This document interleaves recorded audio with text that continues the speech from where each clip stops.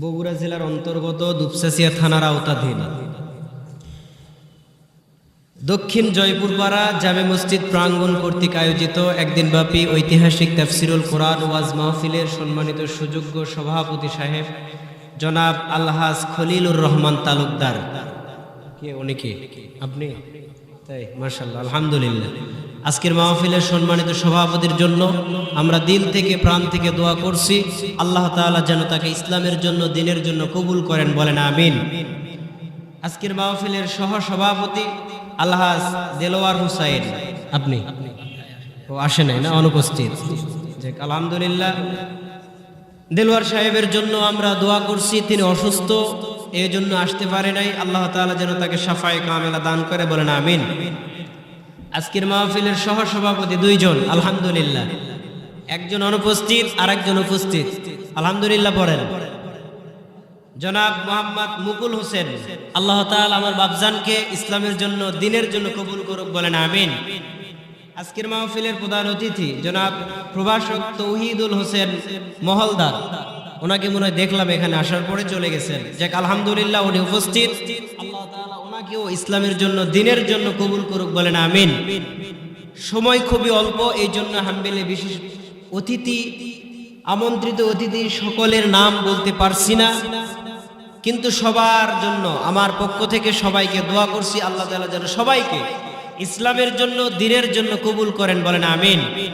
আবার সামনে বসা দিনদার পরহেজগার তাওহীদে জনতা, আমি জানতে চাচ্ছি আপনারা সবাই কেমন আছেন? আপনারা কি কষ্ট পেয়েছেন? আল্লাহ তাআলা আমাদের সবাইকে ইসলামের জন্য দ্বীনের জন্য কবুল করুক, বলেন আমিন। আরেকটু জোরে বলেন আল্লাহুম্মা আমিন।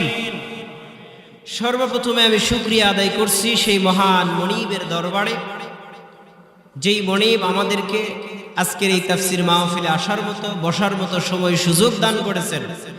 আপনার মতো, আমার মতো অসংখ্য মানুষ যারা Dupchanchia C office, mail bus stand, থানা বাস স্ট্যান্ডের বাজারে ঘোরাফেরা করতেছে, ঠিক কিনা? অত দূর যাব না আমরা।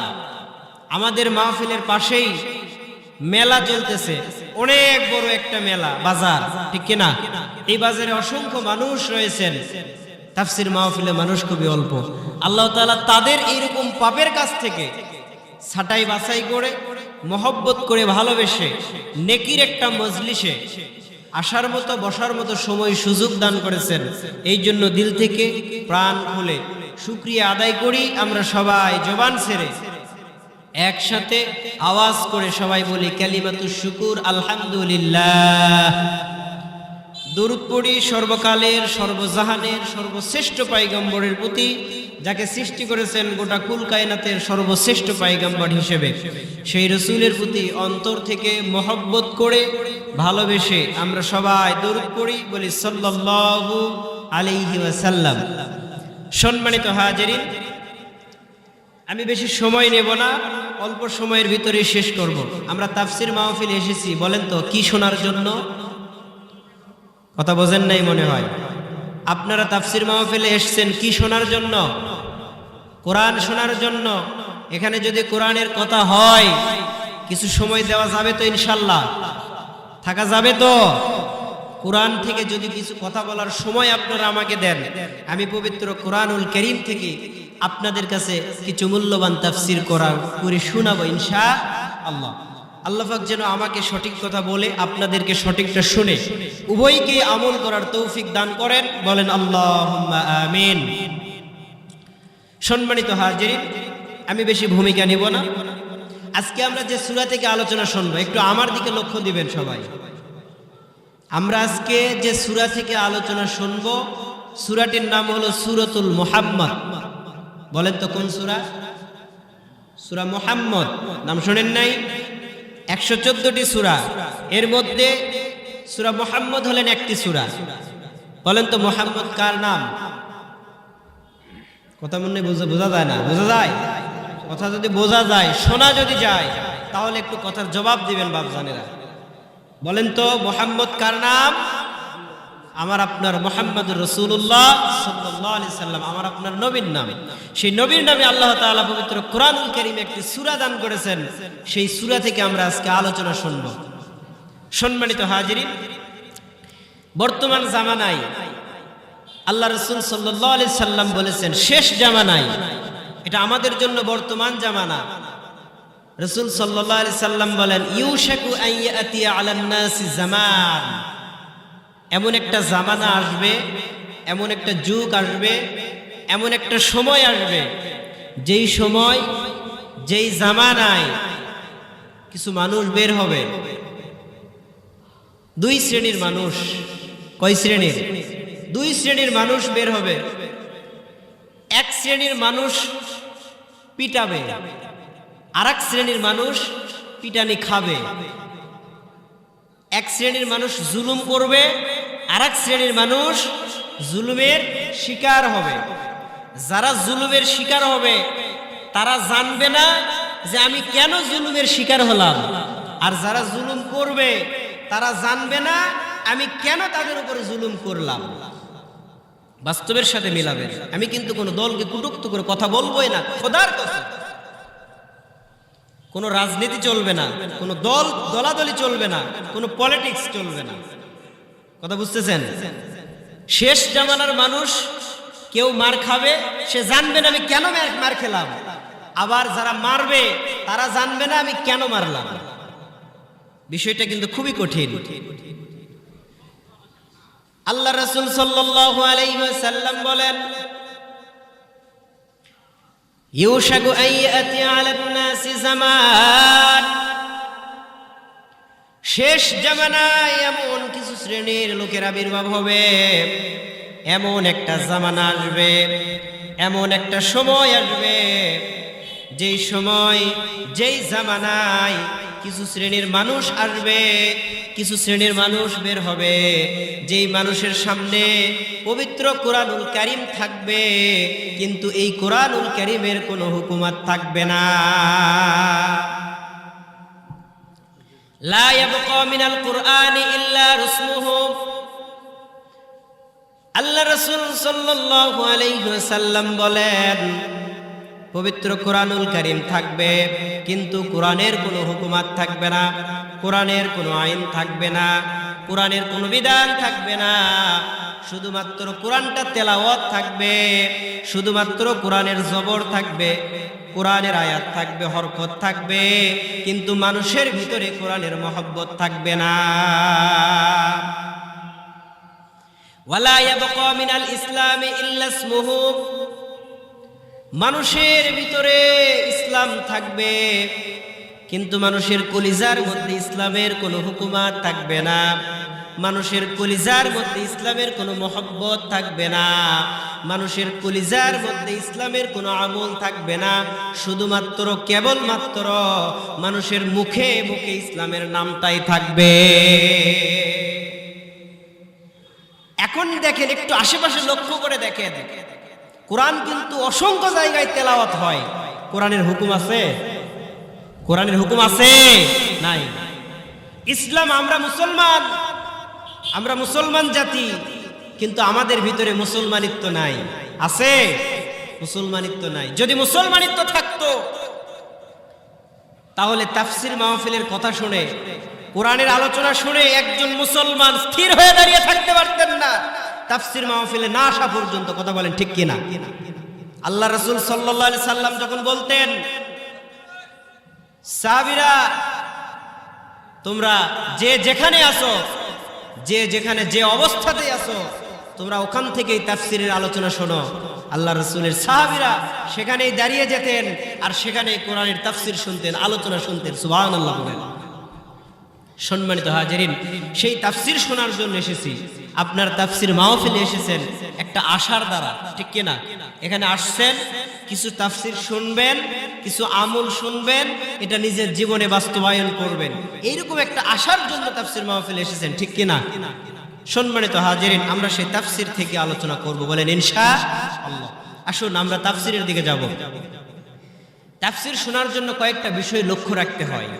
সর্বপ্রথমে সহিহ তেলাওয়াত, এরপরে মাতৃভাষা অনুযায়ী ওই তেলাওয়াতকৃত আয়াতের শাব্দিক অর্থ। আমার দেশের ভাষা বাংলা, আমি বাংলাতেই অনুবাদ। আরেকজনের দেশের ভাষা ইংলিশ, আরবিক, বিভিন্ন ভাষায় মানুষ যার যে ভাষা সে ভাষায় সে শাব্দিক অনুবাদ শুনবে, এরপরে মনোযোগ দিয়ে শুনবে, তার উপরে আমল করার চেষ্টা করবে। এবং যে তাফসির করা হবে ওই তাফসির যুগের আলোকে তাফসির করতে হবে, ঠিক কিনা বলেন? সম্মানিত হাজিরিন, আমার দিকে লক্ষ্য দিতে হবে। আমি আর অতিরিক্ত কথা একটাও বলবো না, ডাইরেক্ট পবিত্র কুরআনুল কারীমের সূরা মুহাম্মদের দিকে, সূরা মুহাম্মদের ভিতরে আমি চলে যাব তাফসীর করার জন্য। আল্লাহ রাব্বুল আলামিন বলেন, ওয়ালাউ নাশাউ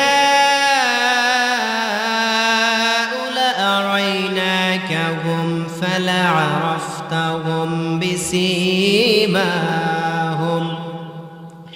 وَلَتَعْرِفَنَّهُمْ فِي لَحْنِ الْقَوْلِ وَاللَّهُ يَعْلَمُ أَعْمَالَهُمْ।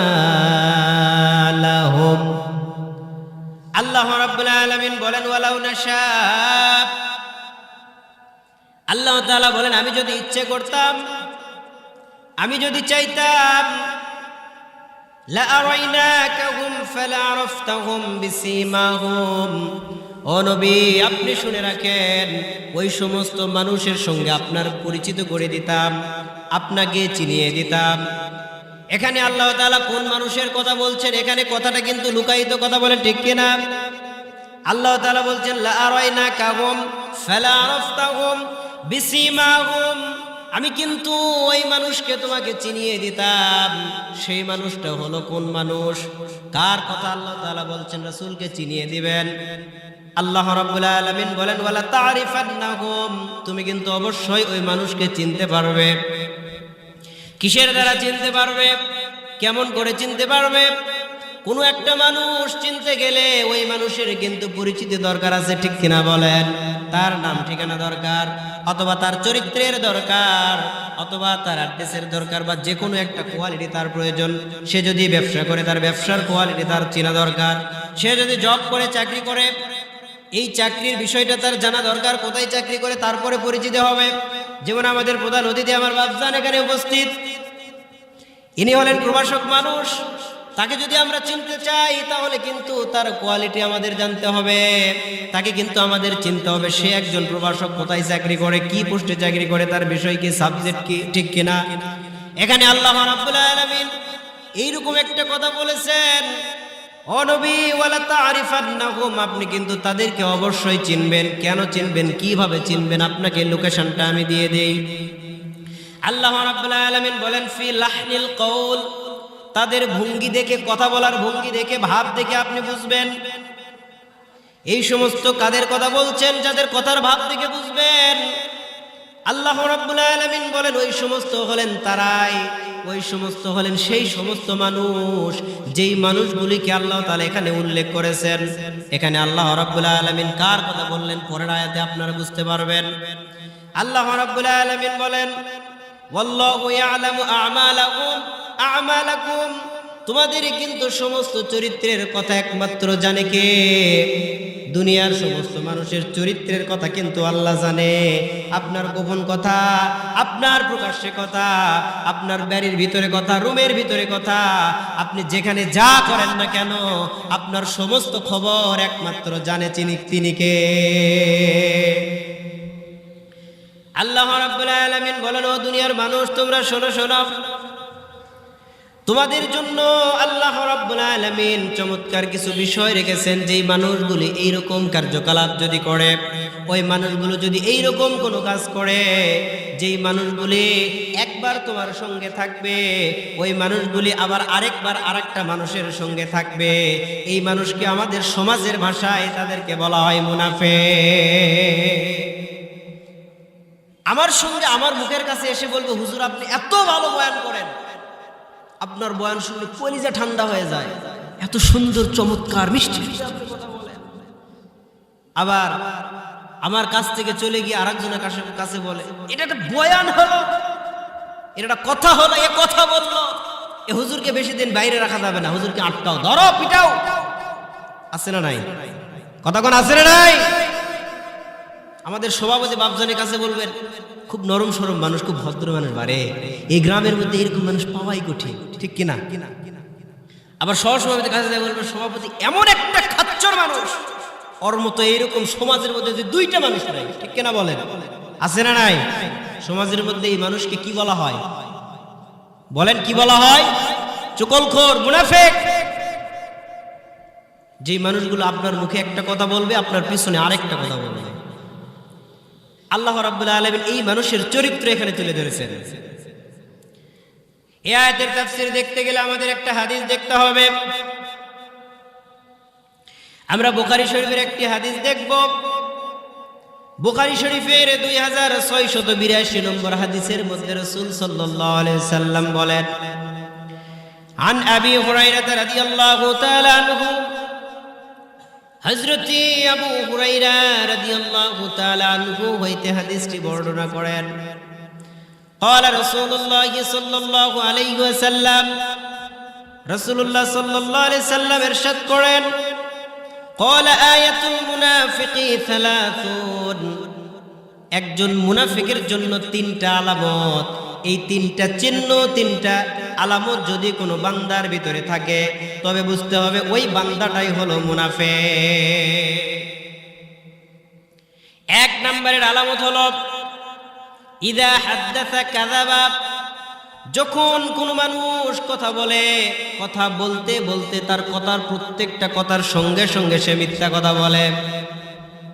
এখন আপনারা লক্ষ্য রাখবেন, আপনারা যখন কথা বলেন, আপনাদের কথার সঙ্গে যদি মিথ্যা কথা জুড়ে দেয়, কথায় কথায় যদি মিথ্যা কথা বলেন, আপনি কিন্তু মুনাফিকের এক নম্বর আলামতের ভিতরে আছেন। আর যদি মুনাফিকে কথার ভিতরে যদি সত্য কথা বলেন, সত্য কথা বলতে গিয়ে যদি গলায় ফাঁসি আসে, সত্য কথা বলতে গিয়ে যদি গুলি খেয়ে মরতে হয়, সত্য কথা বলতে গিয়ে যদি জেলেও যেতে হয়, তারপরেও স্বীকার, কিন্তু মিথ্যার আশ্রয় নেওয়া যাবে না। কথা বলেন ঠিক কিনা? সম্মানিত ভাইরা, দুই নম্বরের আলামত হলো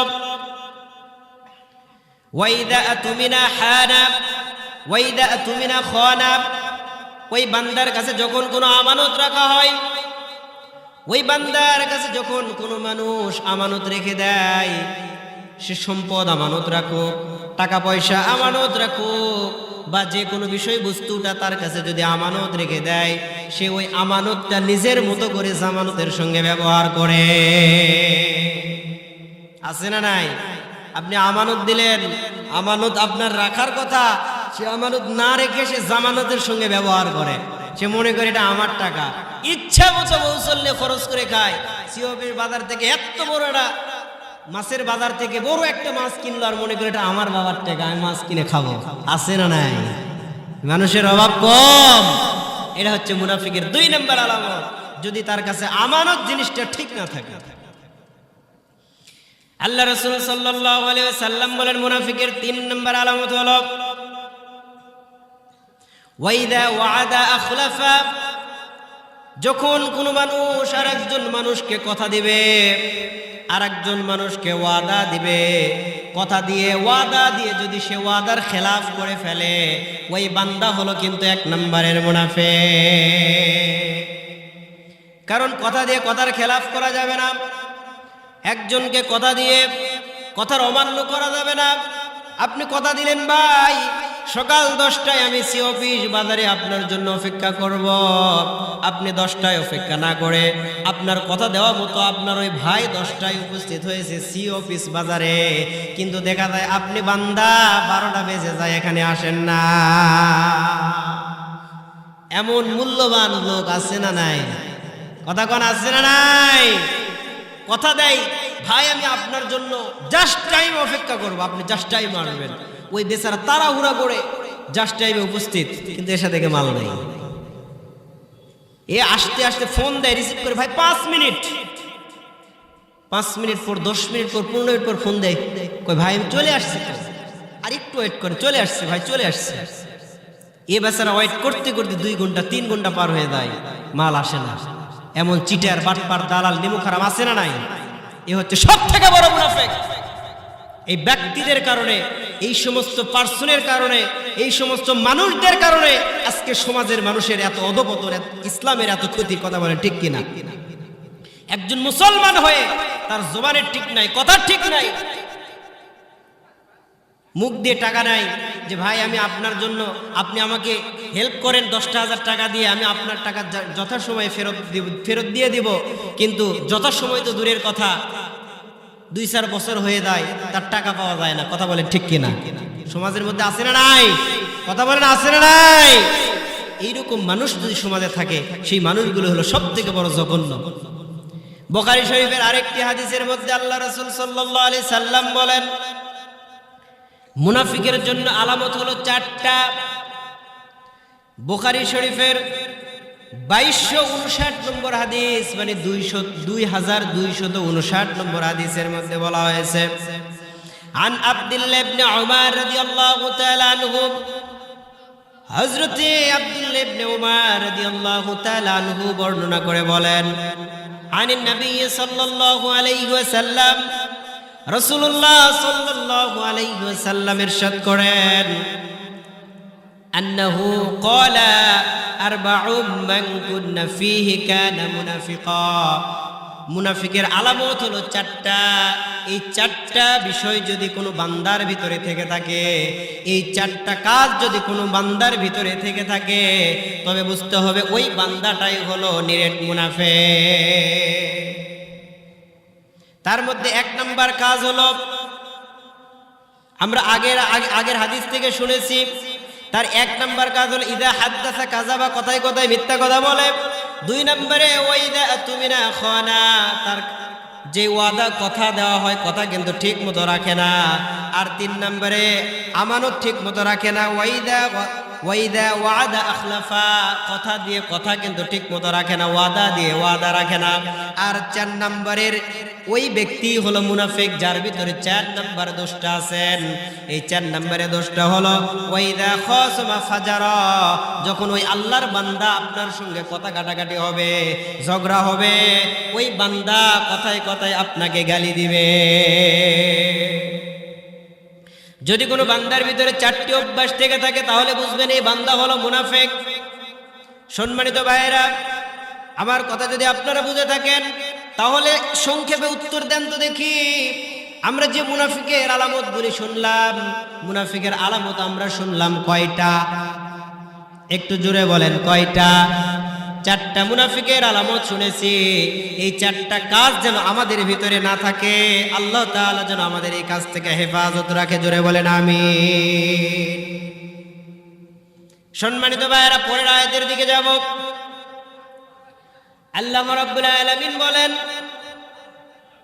وَلَنَبْلُوَنَّكُمْ حَتَّى نَعْلَمَ الْمُجَاهِدِينَ مِنكُمْ وَالصَّابِرِينَ وَنَبْلُوَ أَخْبَارَكُمْ। আল্লাহ রাব্বুল আলামিন বলেন, وَلَنَبْلُوَنَّكُمْ, আমি কিন্তু অবশ্যই পরীক্ষা করব।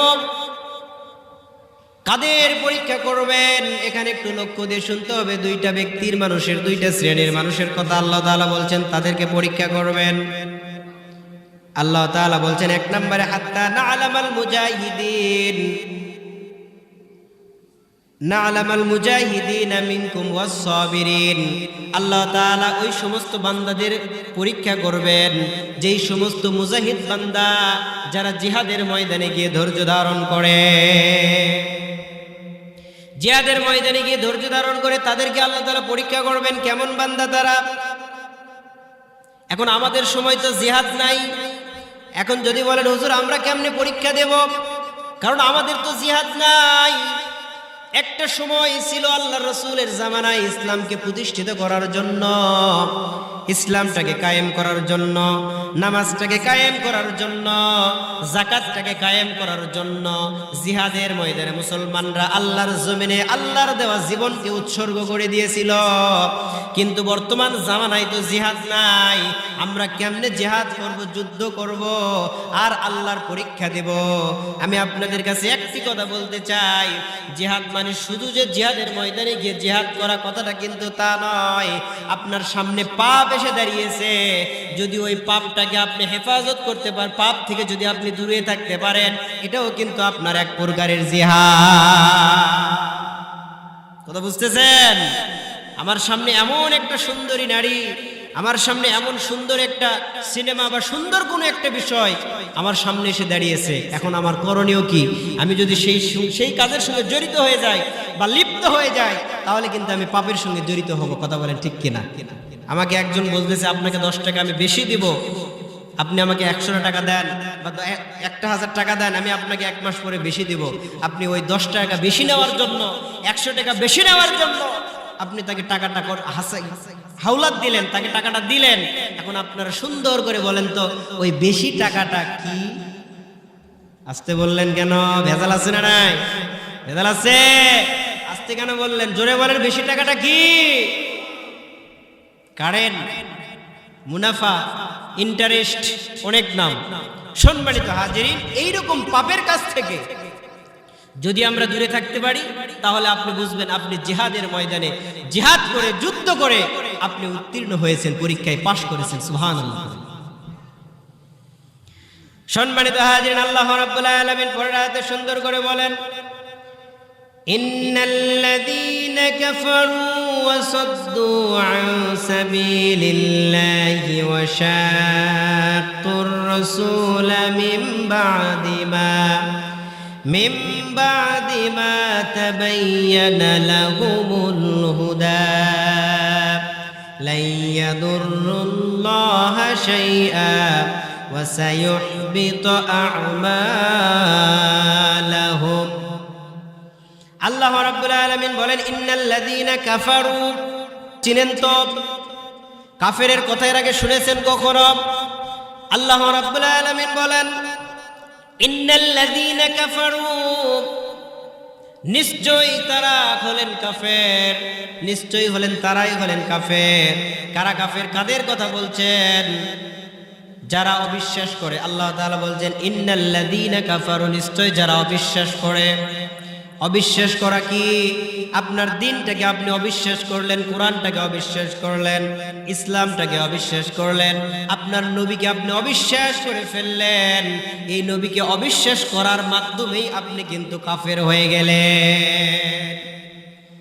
এই জন্য আল্লাহ রাব্বুল আলামিন বলেন, ইন্নাল্লাযীনা কাফারু, যারা কাফের, যারা অবিশ্বাসী, ওয়াসাদ্দু, মানুষদেরকে বাধা দিল। সদ্দু শব্দের অর্থ বাধা দেওয়া। মানুষদেরকে যখন বাধা দেয়, কোথায় বাধা দিবে, কিভাবে বাধা দিবে? আল্লাহ রাব্বুল আলামিন বলেন, আন সাবিলিল্লাহ, আল্লাহর দ্বীনের কাছে মানুষদেরকে যারা বাধা দেয়, আল্লাহর দ্বীন প্রচার করতে যে মানুষগুলি যায় তাদেরকে যারা বাধা দেয়, আল্লাহর কোরআন প্রচার করতে গেলে যারা বাধা দেয়, তাফসীর মাহফিলে যারা বাধা দেয়, এই সমস্ত বান্দারাই হলেন কাফেরদের অন্তর্ভুক্ত। সম্মানিত হাজিরিন, আপনারা শুনেছেন অনেকেই, বর্তমান সময়ে একটা ইস্যু চলতেছে, কথাটা মনে পড়ে গেল। এমন একটা ইস্যু বর্তমান জামানায় চলতেছে, যেই ইস্যুটা কিন্তু মুসলমানদের ঈমান নিয়ে টানাটানি করতেছে। হয়তোবা আপনারা জানবেন, গত কয়েকদিন আগে একজন আমাকে বলছেন, আমি একটা প্রতিষ্ঠানে কিন্তু চাকরি করি, মাদ্রাসার, দাখিল মাদ্রাসায় চাকরি করি। আমার মাদ্রাসার একটা শিক্ষক বলতেছেন, এই যে শিক্ষা প্রতিষ্ঠানে সিলেবাসের বইয়ের ভিতরে শরীফ থেকে শরীফা নামের একটি গল্প দেওয়া হয়েছে, শোনেন নাই আপনারা? একজন হুজুর বলতেছেন, এই গল্পটা হলো ছেলে মেয়েদেরকে হিজড়া বানানো শেখানো হচ্ছে, স্টার জেন্ডার বানানো শেখানো হচ্ছে। একজন পুরুষ থেকে মহিলা কিভাবে হবে, মহিলা থেকে পুরুষ কিভাবে হবে, এই গল্পের মধ্যে এমন একটা চরিত্র দিয়ে তাদের শেখানো হয়েছে। আরেকজন হুজুর বলতেছে, যদি এটাই শেখানো হয় তাতে আমাদের কি ক্ষতি হবে? কি বলতেছে? আমাদের কি ক্ষতি হবে?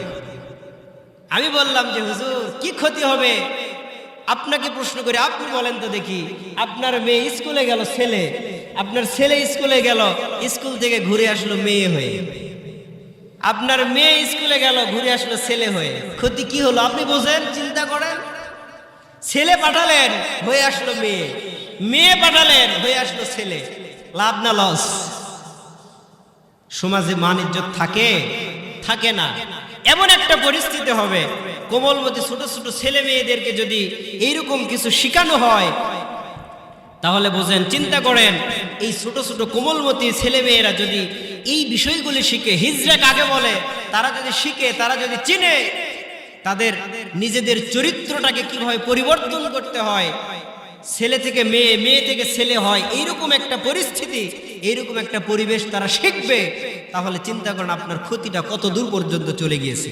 সম্মানিত হাজিরিন, পৃথিবীতে আল্লাহ তাআলা মানুষ সৃষ্টি করেছেন, মানুষদের মধ্যে 3টা গ্রুপ করে বানিয়েছেন। কয়টা গ্রুপ? সবাই বলেন কয়টা? 3টা গ্রুপ করে বানিয়েছেন। একটা গ্রুপ হলো ছেলে বা পুরুষ, আরেকটা গ্রুপ হলো মহিলা, আরেকটা গ্রুপ হলো হিজড়া। এই 3টা গ্রুপ করে আল্লাহ তাআলা পৃথিবীতে মানুষ বানিয়েছেন। প্রথম গ্রুপে যখন যারা আছেন তারা হলেন পুরুষ। তারা কিভাবে সৃষ্টি হলো? আল্লাহ তাআলা সর্বপ্রথমে আদম আলাইহিস সালাম তিনাকে সৃষ্টি করলেন মাটি দিয়ে পুরুষ হিসেবে।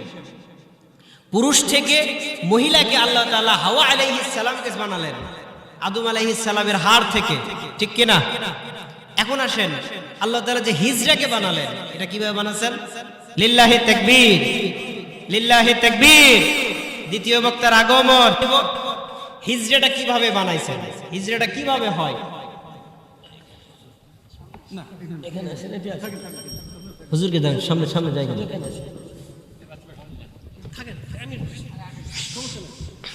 আমরা শুনতেছি হিজড়া কিভাবে সৃষ্টি হয়।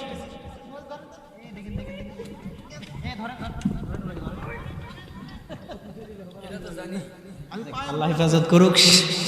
পিছনে চেয়ারটা একটু বেশি আগিয়ে গিয়েছে, তো এই জন্য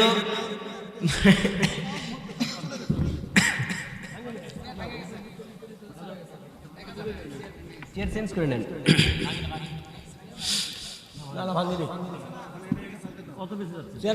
আছে আছে আছে। যাক, আল্লাহ হেফাজত করুক। আল্লাহুম্মা আমিন। বসেন। এই যে বেশি লোড দেওয়া যাবে না, মানে সবাই যদি নেতা হয় তাহলে খেতা হবে কে, ঠিক কিনা? নেতার দরকার নাই, আমাদের খেতার দরকার, ঠিক কিনা বলেন? তো সম্মানিত হাজির, এটা আসলে বলার উদ্দেশ্য নয়, এটা আপনার কেউ মেন করবেন না, কারণ এটা একটু পিছনে বেশি মানে এগিয়ে যাওয়ার কারণে সেখানে বুঝতে পারে নাই, পড়ে গিয়েছে। তো আল্লাহ তাআলা হেফাজত করুক, বলেন আমিন।